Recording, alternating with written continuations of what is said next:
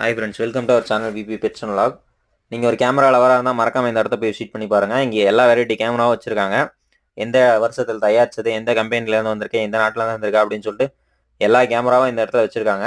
ஒரு camera museum ஃபுல்லாமே camera மியூசியமாக வச்சுருக்காங்க. இது எங்கே இருக்குன்னு பார்த்தீங்கன்னா ஊட்டியில் இருக்க தண்டர் வேர்ல்டில் தான் இருக்குது.